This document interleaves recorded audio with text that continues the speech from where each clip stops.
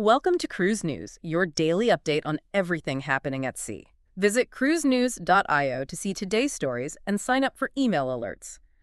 Right now, the cruise industry is navigating this really fascinating structural contradiction. Oh, it is a massive logistical puzzle. It really is. On one side of the equation, you have the major lines physically building, well, the largest floating resort structures in human history. Right, but then on the other side, the historic local ports they actually rely on for their itineraries. They are actively scaling back their infrastructure. Yeah, and strictly capping how many of those passengers can actually disembark. Exactly. When you look at the current maritime landscape, this tension is playing out in real time. It's a market that has to balance the rapid, continuous construction of these megaships with, frankly, severe destination bottlenecks. And because of those bottlenecks, the industry is leaning heavily on highly calculated promotional pricing strategies. Yeah, just to ensure these enormous fleets sail at full capacity, to maintain those profit margins. So let's start with the sheer physical growth of the fleet, because what is happening in the shipyards right now is pretty much unprecedented. It really is. Just a few weeks ago, on June 28, the Meyer Turku shipyard in Turku, Finland, hit a major milestone for Royal Caribbean's upcoming megaship. That's the hero of the seas, right? Yes, hero of the seas. They successfully installed the AquaDome. And this is not just your standard observation deck. No, not at all. The AquaDome is this massive structure that is 25 meters high and 50 meters wide. Which is roughly half the length of a football field. Right. And according to the shipyard's own data, this is officially the largest one-piece glass and steel element ever hoisted onto a vessel. I mean, the mechanical logistics of a lift like that have to be incredibly delicate. Oh, absolutely. When you have a structure spanning 50 meters across, constructed entirely of steel framing and glass panels, you are essentially dealing with a massive, fragile sail once it's suspended in the air by a crane. Yeah, any kind of breeze would turn that multi-ton dome into a pendulum swinging right over a multi-billion-dollar hull. Exactly. That is why the conditions had to be absolutely flawless. The entire preparation and operation window took about 24 hours to coordinate. Wow, 24 hours. Yeah, with the actual physical lift of the dome taking just a few hours. Elvis Kulovac, who is the foreman in Meyer Turku's factory logistics division, actually spoke about the environmental requirements. What did he say? He said, and I quote, "This was already the fourth AquaDome lift. The entire operation went exceptionally well in terms of both timing and schedule." And he specifically pointed out the weather. Which is the biggest factor. Right. He added, there was virtually no wind, which is crucial for a lift of this scale. And once it's attached, that operation adds one of the 8 distinct neighborhoods to the vessel. The AquaDome sits right at the bow of the ship, and it's a very multifaceted space. It's an indoor aquatic theater, right? It is, yeah, which actually features a 55-foot operational waterfall inside the dome. Plus, it has this whole complex of restaurants, bars, and lounges. And the entire purpose of that glass and steel design is to give passengers uninterrupted, wraparound sea views straight from the front of the ship. Which really gives you a sense of the sheer scale of Hero of the Seas. Yeah. I mean, this is the 4th ship in Royal Caribbean's Icon-class program, and the specifications are just staggering. Yeah, let's run through those. The vessel registers at 250,800 gross tons. It measures 365 meters in length and 65 meters wide. And to put the passenger volume into perspective, it holds 2,805 staterooms. So at double occupancy, that equates to 5,610 passengers. Right. But when you factor in maximum capacity and then you add the required crew of 2,350. You're looking at nearly 8,000 people functioning on this vessel at any given time. It's basically a floating town. The timeline for Hero of the Seas places its final delivery in mid-2027. And after it leaves Finland, it's scheduled to enter revenue service out of PortMiami starting in August 2027. For its inaugural season, Royal Caribbean has it sailing 7-night itineraries through the Caribbean and the Bahamas. The scheduled ports of call are going to be Cozumel, Phillipsburg, and the line's private destination, Perfect Day at Coco Cay. Now, Hero of the Seas is following 3 earlier vessels in this specific class. Icon of the Seas, which entered service back in January 2024, and then Star of the Seas and Legend of the Seas. But here is where we really need to take a critical look at the industry's production pipeline. Yeah, let's talk about that. Meyer Turku is under contract to deliver 3 additional Icon-class ships for Royal Caribbean by 2030. And over that exact same multi-year window, the cruise line is expecting 3 more mega vessels from a totally different shipyard, Chantier de l'Atlantique. Right, those will be 1 new Oasis-class ship and 2 ships in an entirely new Discovery class. So if we just step back and look at the aggregate there, that is 6 massive quarter-million gross-ton vessels due by 2030, all coordinated across 2 major European shipyards. And, frankly, as an analyst looking at heavy industrial manufacturing, that pace is, well, it's highly questionable. I was going to say, delivering 6 ships of this unprecedented scale in that short of a window requires a supply chain that essentially never experiences a single hiccup. Exactly. Think of it like a domino effect in a highly specialized manufacturing sector. Building one of these ships requires thousands of prefabricated components from hundreds of subcontractors across Europe. Components exactly like that massive AquaDome we just talked about. Right. What happens if there's a regional delay in specialized maritime glass? Or what happens if there's a labor strike or, steel shortage? Assuming 2 shipyards can deliver 6 consecutive mega ships by 2030 without a single logistical delay requires an optimism about global supply chains that history rarely supports. You're identifying a very real vulnerability in the corporate strategy there. Modern shipbuilding relies on block construction, where massive sections of the ship are built simultaneously and then welded together. So if just one specialized contractor misses a delivery window for a specific block, the assembly of the entire hull is paused. And because these shipyards are operating at maximum capacity, a delay on the 5th Icon-class ship at Meyer Turku automatically pushes back the schedule for the 6th. the cruise industry is expanding its physical footprint at a volume that is testing the absolute upper limits of current global shipbuilding capacity. Which creates a fascinating operational problem on the other end. Right, because let's assume the shipyards deliver all these ships perfectly on time. You now have fleets of vessels carrying up to 8,000 people each looking for places to dock. But at the destination end of the journey, the local infrastructure is simply not scaling up to meet them. In fact, at some places, it's scaling back. Yeah. Which brings us to Juneau, Alaska. The Huna Totem Corporation has had to drastically revise its plans for the new AquaDome Landing cruise dock. Yeah, AquaDome Landing has been in development as Juneau's 5th downtown cruise dock. The planned location is on a stretch of unused tidelands, situated right along the Gastineau Channel, directly next to the U.S. Coast Guard station. Norwegian Cruise Line actually originally donated this waterfront property to Huna Totem, and they secured a conditional use permit from the city back in July 2023 to develop it. But the realities of heavy infrastructure development quickly caught up with the proposal. The original design estimates for this facility were around $150 million. But over the last year, those projections ballooned to over $250 million. Yeah, a massive jump. The causes were basically a perfect storm of construction hurdles. You had municipal appeals delaying the timeline, international steel tariffs driving up the material costs. And perhaps most crucially, a localized geotechnical analysis came back with some bad news. Right. It revealed that any overwater work and the heavier terminal buildings planned beyond the shoreline would require significantly deeper pilings driven into the seabed than they initially engineered for. And deepwater piling is exceptionally expensive, both in terms of material and the specialized equipment needed. So, facing a $100 million cost overrun, Huna Totem had to aggressively revise the scope of the design. Their primary objective now is to pull the project back down near that initial $150 million budget, while still aiming for an operational opening during the 2028 Alaska cruise season. But the cuts they had to make to the blueprints are severe. The planned indoor space for the terminal has been slashed from 50,000 square feet down to approximately 18,000 square feet. That is a huge reduction. It is. The large multi-story buildings that were initially pitched have been completely dropped from the plans. The outdoor deck space and the overwater seawalk have both been reduced in footprint. Furthermore, the revised site plan eliminates the underground parking facility entirely.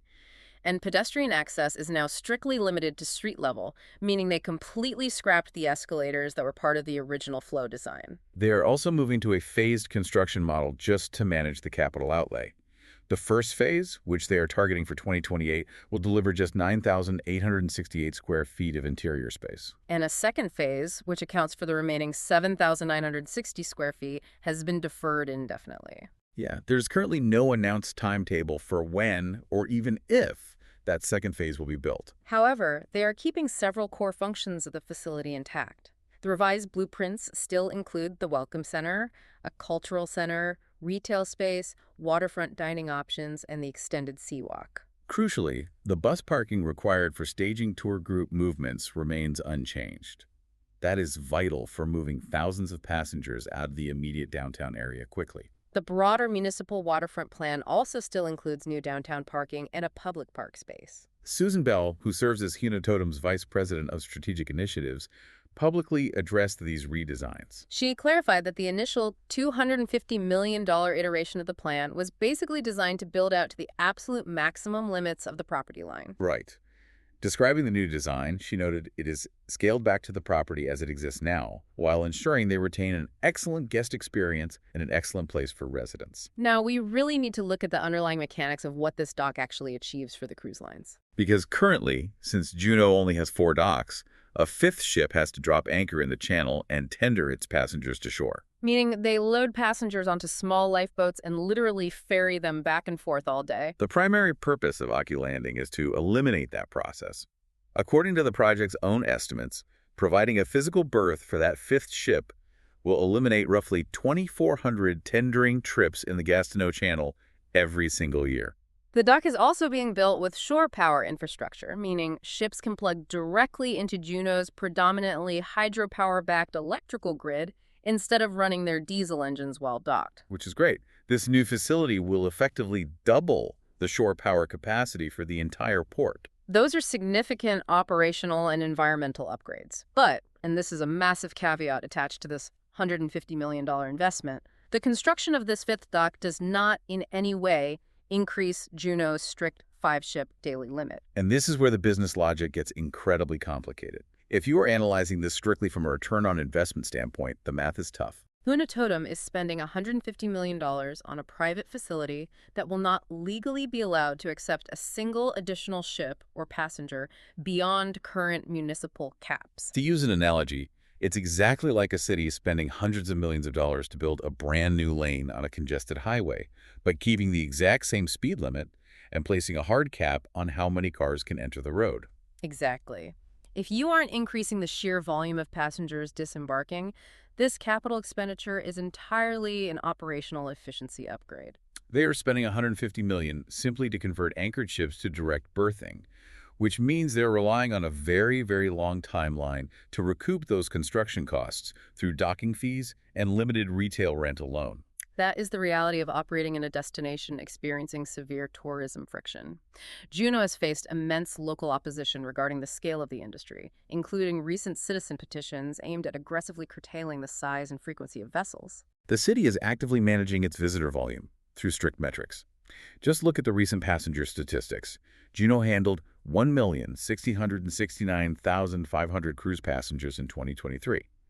That figure ticked up to 1,732,000 in 2024, but then flattened out to 7,700,842 in 2025. And those numbers are actually going to drop because the caps are getting stricter. Starting in 2026, Juneau is enforcing hard daily passenger limits. They will only allow a maximum of 16,000 cruise passengers to disembark on weekdays, and that drops to 12,000 passengers on weekends. On top of that, the municipal government has shortened the allowable cruise season, meaning ships can only visit between April 28 and October 6. As for the status of the dock itself, the revised Áak'w Landing plan has been formally submitted to the Juneau Borough Assembly. They are seeking to modify that original July 2023 conditional use permit. Huna Totem hasn't provided a firm date to break ground yet, and this modified plan may still trigger additional public hearing periods and further assembly debates before any concrete is actually poured. Which really brings us to the third piece of this industry puzzle. We've covered the shipyards delivering massive vessels with 8,000-person capacities. Right, and we've covered the key destinations enforcing strict limits on how many of those passengers can actually visit.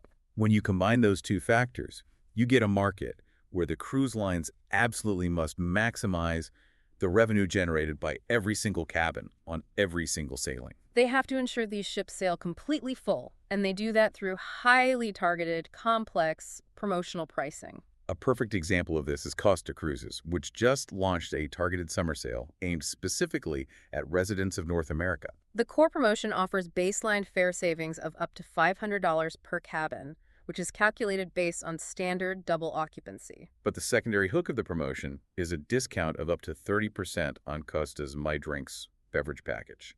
And the parameters for these promotions are always highly specific. For this Costa sale, the booking window closes on August 9, 2026. The eligible travel window is quite wide, applying to specific departures spanning from July 2026 all the way through December 2027. They've applied the offer to the bulk of their fleet, specifically 6 of Costa's 9 active ships: Costa Deliziosa, Costa Fascinosa, Costa Pacifica, Costa Smeralda, Costa Toscana, and Costa Favolosa. Guests can apply the discount to selected inside, outside, and balcony cabins across a range of 7, 10, and 14-day itineraries. Priscilla Reyes, who is Costa Cruises' head of sales for North America, framed the promotion by stating, "Summer is the perfect time to start planning your next unforgettable getaway, and Costa's summer sale makes it easier and more affordable than ever." If you look at the deployment schedule for this sale, the Western Mediterranean cruises run from August 2026 through May 2027. Those are primarily 7 to 12-day routes visiting ports across Italy, France, and Spain. They also have longer Mediterranean inventory in the sale, specifically 10 and 14-day cruises that stretch further south to include calls at Tunisia and Morocco. For passengers looking outside the Mediterranean, the promotion includes Canary Islands segments focused on week-long itineraries aboard the Costa Smeralda. Those sailings operate from November 2026 through December 2027, visiting various ports in Spain and Portugal. And finally, their Caribbean inventory enters the promotion later in the booking window. The Costa Favolosa and Costa Fascinosa are scheduled to operate week-long Caribbean departures out of the Dominican Republic, running from December 2026 through February 2027. Now, we need to carefully dissect the mechanics of that beverage package discount, because this is where the underlying revenue strategy becomes really clear. Yes, the 30% discount applies exclusively to My Drinks, which is Costa's specific all-inclusive tier for selected alcoholic and non-alcoholic beverages served by the glass. The package covers wine served at meals, draft beer, standard well spirits, basic cocktails and mocktails, soft drinks, hot beverages like espresso, and an allowance of 1/2 liter bottle of water per day.